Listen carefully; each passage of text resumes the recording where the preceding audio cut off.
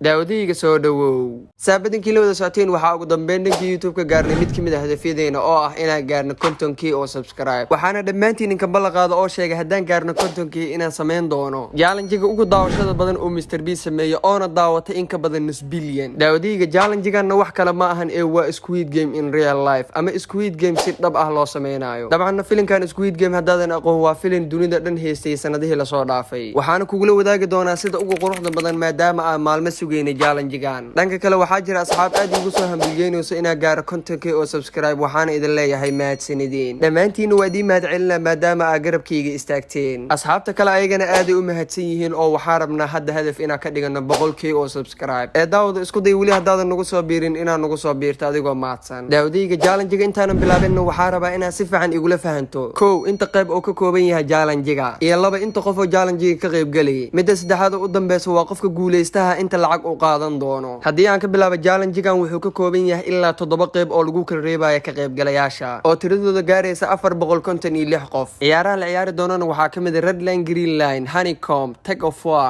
marbles elimination class break iyo ciyaarta u dambaysa oo ah final game daawadiga gow ciyaarahan aan kuu soo sheegay mid walba midda kale way ka kululaan doontaa qof walbana iskama gudbi karo guuleystaha u dambeeyana wuxuu qaadan doonaa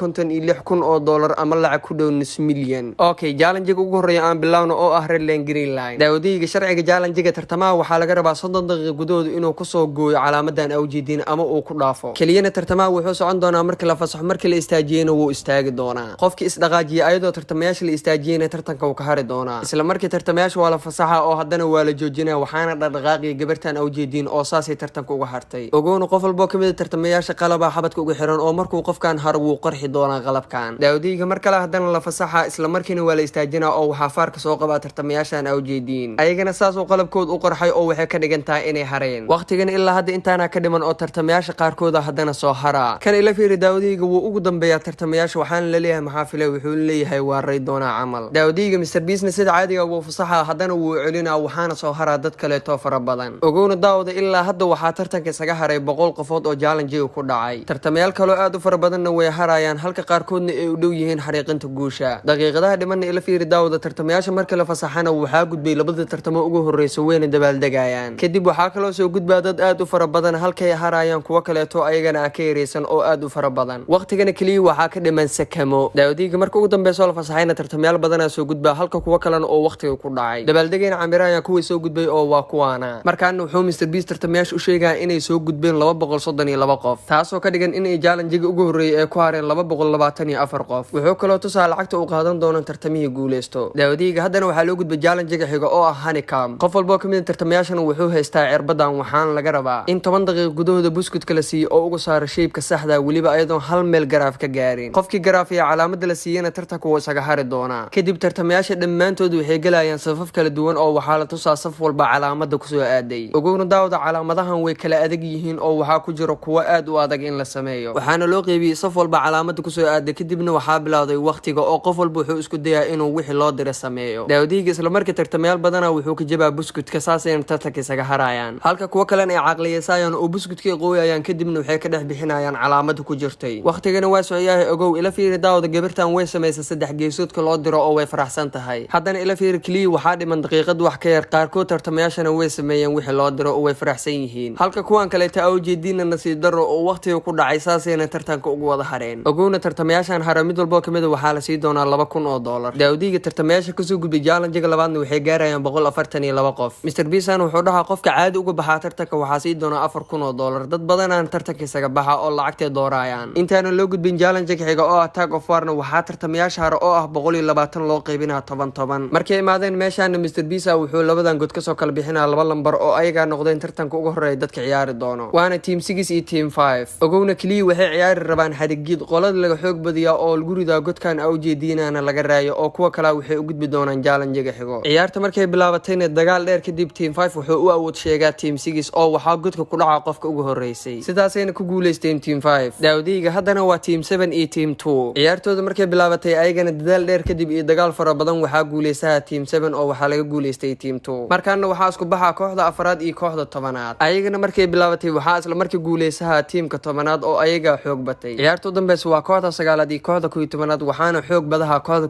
11aad oo ayaga guuleystay daawadiga 120 qof waxaa ka soo hartay kaliya 60 kan qofood 60 kooda qof kamid ah wuxuu ku guuleysan doonaa lacagtan ka hor inta loo gudbin ciyaarta xigta oo ah Marbles Mr Beast wuxuu tartamayaasha ku dhahaa qof walba in kamid waxaa qasab ah in ciyaarta soo socota uu la ciyaaro saaxiibkiis ugu dhow ee tartanka sida labadan gabar oo jeedin oo best friends ah ogowna waxaa qasab noqon doonta labada qof oo saaxiibada mid kamid inuu haro halka kan kale oo soo gudbi doono ciyaarta soo socoto daawadiga tartamayaasha mid walba kamidna waxaa la siinaa baliila asaga qaas u ah waxaana laga rabaa tartamo walba saaxiibkiis inuu baliilaha ka soo qaato si uu u guuleysto saacada loogu talagalay ciyaarta markay bilaabatana tartamayaasha qaarkood waxay ciyaarayaan qamaar si ay u kala qaataan baliilaha halka kuwa kaleetana ay isku tanaazulayaan maadaama ay yihiin saaxiibo isku dhow daawadiga waqtigana waa socyaa ogowna waxaa badan kuwa ku kala baxay ciyaaraha la ciyaarayo oo waxay rabaan inay kala guuleystaan haddana waxaa dhamaada waqtiga loogu talagalay challenge-ga oo waxaa tartanka isaga haray dadkan u jeedin oo meelaha fadhiyo halka ay soo gudbeen kuwan kaleeta u jeedin ciyaartan xigta daawadiga waxaa soo gudbi doona 16 qof ee ugu horeyso ee kartoonkan u jeedin markuu ku dhufto midkan kale dhulka yaalo u soo baxda calaamadan ayaga noqon doona kuwa u gudbi challenge-ga xiga halka kuwa kale ay hari doonaan ciyaartan way bilaabayaan waxaana isla markii soo gudbaa tartamahan u jeedin daawadiga tartamayaal kale badan way soo gudbayaan oo 9 kan u jeedin way soo gudbeen waxaana dhiman 7 qofood tartamayaasha 7 ah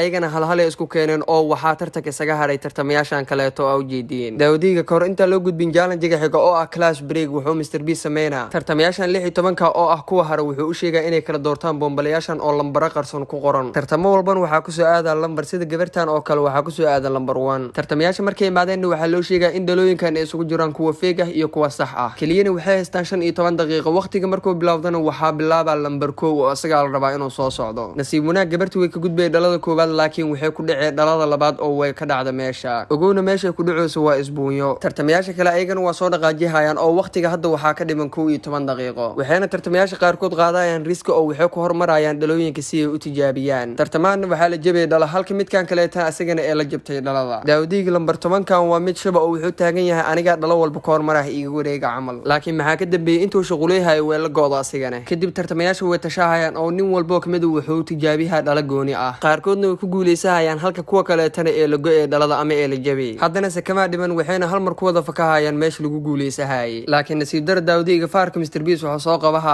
4 tartamo oo waqtiga ku dhacay ayagoona gudbin waana 4tan ayagoo ka xuneen tartanka isaga baxayaan ogowna daawadiga hadda challenge-ga waxaa soo haray 6 tartame ayagana waxaa la siinaa cunto VIP ah si uu gudbaan challenge-ga xiga oo ah challenge-ga u dambeeyo ciyaartan u dambeysana waa musical chairs all raba in ragaal lagu kala saaro daawadiga tartamo walba waxaa qasab ku ah inuu fariisto markii muusigada daaran la damiyo muusigadana waxaa dimi doona Carol oo asigana sii jeedo goor dimi doonana lama yaqaano markuu damiyana waa qasab inay tartamayaasha fariistaan ilaa uu mid ka soo haro daawadiga marka koowaad muusigada la damiyo waxaa isaga haraa tartanka ninkan u jeedin oo naxashkaana lagu rido waana la qaaday ogowna hal kursi la baxshay haddana dhalinyarada markay wareegeen oo la damiyo muusigada waxaa haddana tartanka isaga haraa ninkan kaleeto indheerkan dadka hal u buxooyaa walle ciyaarta saddexaad daawadiga nasiib dara tartamii Jayneska ah ayadoona muusigada la damino fariisaha sidaasoo tartanka uga haray indheerkan oo dad badan baxshay malaha waa la soo inkaaray ninkan daawadiga ciyaartan saddexdan u dhaxaysa laakiin ayadana markii muusigada la joojiyay waxaa laga guuleysaha ninkan oo waxaa guuleysteen labadan ka waran daawada 456 qofood waxaa ka soo hartay kaliya labadan nin ayagana kaliya hal kursi ku tartamayaan oo muusigada markii la shida cabaare wareegayaan Carolna wuxuu hal mar joojinaa muusigada waxaana guuleysaha tartamahan oo aad u dabaaldagayo ugu daawada tartamihii kaalinta labaad gal asagana waxaa la siiyay $10,000 halka midkan kale asagana oo ku guuleystay lacag dhan $456,000 waa lacag ku dhow nus milyan ugu dambeyn daawadiga challenge-gan Squid Game waxaa ku qiimeysaa 10kiiba intee sii lahayd waliin hada dhanka YouTube-ka nagu soo biirin isku day inaan nagu soo biirta si aan dhawaan u gaarno 100,000 oo subscribe Facebook page-kayga xaasuubna isku day inaan ku soo biirta asagana sida caadiga ahaydna muuqaalkan isku day inaan share gareysin si uu dad badan u gaaro oo challenge-gan sugu weysnaay daawadiga sharafta leh waa ku maasantaa waqtigaada qaaliga follow